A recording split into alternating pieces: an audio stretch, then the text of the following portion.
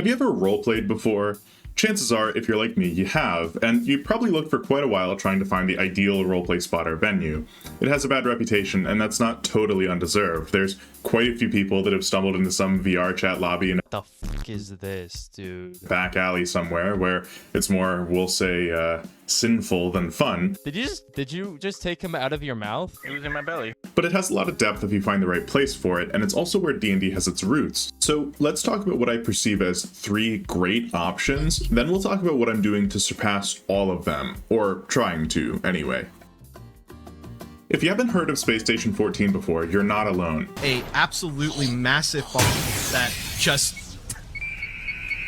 Maybe you've delved deep enough into Seth videos and you've caught a glimpse of SS13. Well, this is the upgrade, and after a couple years now, it's finally getting to the point where it deserves that reputation. It's not a beautiful game by any means, but what it lacks in visuals it makes up for in breadth and complexity. Interestingly, this space has become home to some of the most dedicated roleplay groups I've ever seen. The world isn't persistent, but players will use persistent characters anyway, role-playing out evolving stories between friends, enemies, lovers, whatever, using the deeply mechanical game as a backdrop for surprisingly in-depth writing. The problem with this one is that it's also very short form. As a writer that prefers a bit more meat to my roleplay, it just doesn't scratch the itch, really.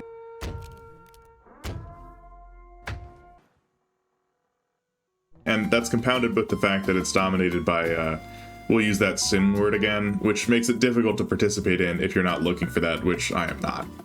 Now, no matter who you are, if you're online at all, I'm sure you've run into an encounter with this. And it's Discord roleplay. It's everywhere. Genshin used to dominate it, now it's everything. I'm sure a ton of these are bots now too.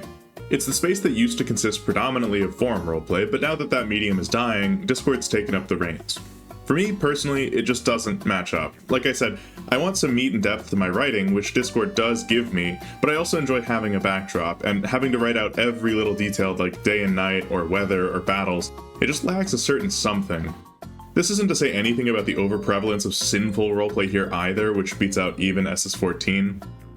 At the end of the day, if you're a writer through and through, just like in the old days of forum roleplay, Discord will get you there, but for me, I want to write in a world that's already been written, if that makes sense. I want to be a participant or a passenger, not the captain and ship navigator all at once. Lastly, and perhaps most controversially, I'll talk about Roblox roleplay. This one is so, quote, dangerous because, of course, Roblox has a terrible reputation, but it's true that it has a ton of roleplay venues too, and they patch up a lot of my problems with the genre. My main issue, which was that roleplay doesn't tend to have enough mechanical backing, is solved by almost every Roblox roleplay scene. The games exist as the gamified backdrop, allowing you to roleplay freely and as any character from a given setting. But I don't need to tell you the problems with this. Oh my piece. As always, sin, quote-unquote, is a problem here too, and probably in greater amounts than Discord even. And roleplay is typically very unguided. You will find long-form writing from time to time here, but scenes are fleeting, so despite being both mechanical and my writing level, give or take, it leaves a lot to be desired for longevity and legacy. You might listen to this and think to yourself, wow, Rumi is so picky, or wow, all roleplay is just ERP. And you're right about, well, both of those things, honestly, within some tiny margin of error. But the truth is that what I'm looking for, at least in my opinion, is pretty simple. I want 3 main things. Medium to long form writing, mechanical backing so I don't have to RP every little thing, and legacy, a world beyond myself. If that sounds not that complicated, I'll welcome you happily onto my decade-long journey to find that very thing. At the end of my trek, I realized it basically doesn't exist in one place, and I decided to make that instead of just wandering like a roleplay nomad until it spontaneously evolved out of thin air. Welcome to Astralith, a persistent world that grants experience for long-form writing and with mechanical magic battles where you can hone your skills and create characters. Now's the hard part. We can whine about wanting a perfect roleplay space all we want, but at the end of the day, if we have to make it, it's not gonna be easy. If you're looking for a video talking about how I made the mechanics of my game, like the fighting system, spells, and movement, I have a few others discussing those topics. In this video, I want to talk about writing immersive systems and how they evolved. We'll start with the actual writing system, since it's maybe the easiest one to set up in my experience while also being the most time-consuming to adjust and tweak. Let's hit these fast. First, experience for roleplay. It's as simple as that. If you want to get stronger, you have to write, much to the joy of every roleplayer and to the chagrin of every normal person that tries my game out.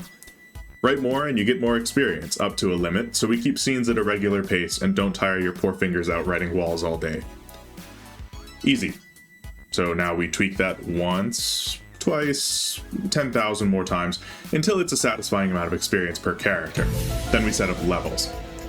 You want players to feel that immediate boost, so we start you off strong. You'll get dozens of levels very quickly and very easily. Then it tapers as you approach 50. After 50, 60, 70, it gets progressively more difficult. Above 80 and 90 is what I refer to as real leveling. This is where it gets tough, and it's by design that it's like that. I want lots of players to hit 80. It should feel like a bit of a floor. You get there quickly and then start scaling slower. The harder you push against that wall, the further into 90 you get and the more powerful you become.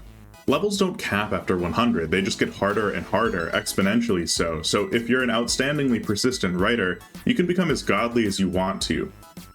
But this isn't everything, and writing on its own for writing's sake is only so fun. Enter eras, the most recent addition to Astralith, and the one that introduces the concept of roles. If you're familiar with Mafia or Werewolf, you already have the right idea. When players join, assign them special titles and objectives saying they should align with someone or shouldn't align with someone else. Give these out en masse until everybody has factions they're for or against, and we keep making more. This time, we'll divide players into students and teachers, then let them loose with extra secret roles to keep things dangerous. Skip forward a few months. What's changed? The answer is a lot, of course, but not to the characters, so here's where we get controversial.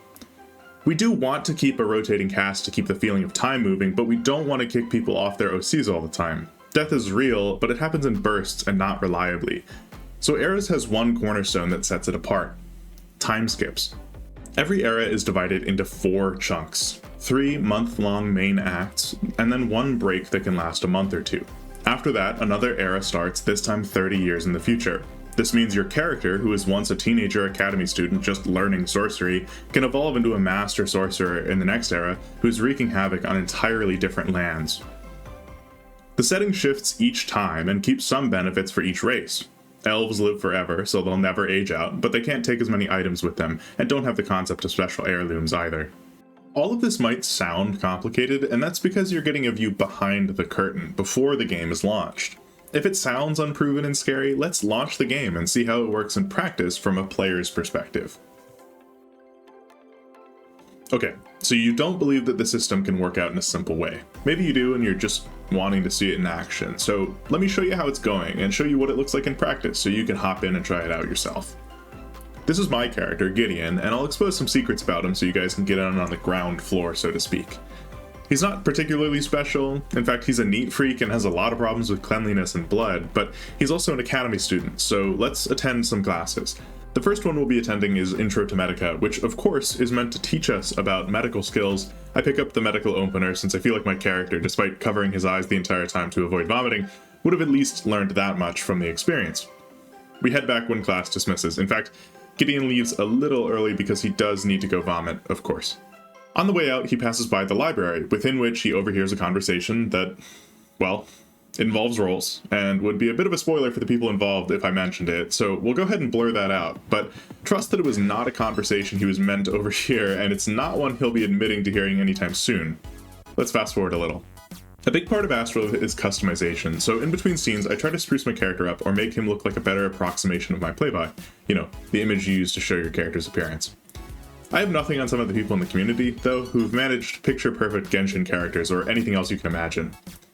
If we zoom out from Gideon and look at the game in a wider perspective, when classes aren't happening, the academy is surprisingly bustling. It's difficult to walk down a hallway without running into someone roleplaying with a rival or something adjacent, and I've had to give space to people on 2 or 3 occasions when they've been having some ridiculously high-scale DBZ battle in the catacombs beneath the city. In fact, that in and of itself is a great time sink. Just yesterday, I went on a trip and without writing for an hour or more, Gideon fell down a cliff, swam through the ocean, ended up in those same catacombs, and ended up back in front of the academy again. Poor Gideon will need to dry his clothes later, but maybe there's a fire mage around. The reason I'm showing you this is not to make my character look cool or special, it's to show you that even an average student with plenty of issues has a busy day at Caravel Academy, and that's what Astralith is all about. The characters are living, breathing images of the player or their muse. Together, they form an interconnected world that acts like a real one. You don't need designated main characters or antagonists when players themselves make those choices. Of course, on top of everything, the game is about immersion. Roleplay is writing, but it's also about how well you can believe a character fits into an environment, so we dedicate a lot of time to that whenever we can. A good example is the environment itself in a literal sense. Even the skybox represents in-lore constellations that can be read about on wiki articles. The mines aren't built for ease of use and game feel, they're meant to be scary and winding.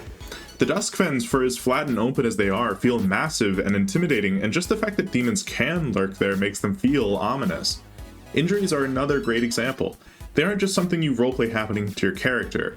Astralith aims to make all these little things that would normally be a line of text or two into official represented mechanics. It wants to be like SS14 with its deep systems while having the text length of Discord roleplay and the game feel and juice of Roblox. Whether it matches these, we can't really say yet, but the idea is there and we're working on getting it the rest of the distance. If you enjoyed this video or are interested in trying it out, as you might have been able to guess, Astralith just launched its Academy arc, and there's still plenty of time to get involved. Make a character and participate in what I just described today.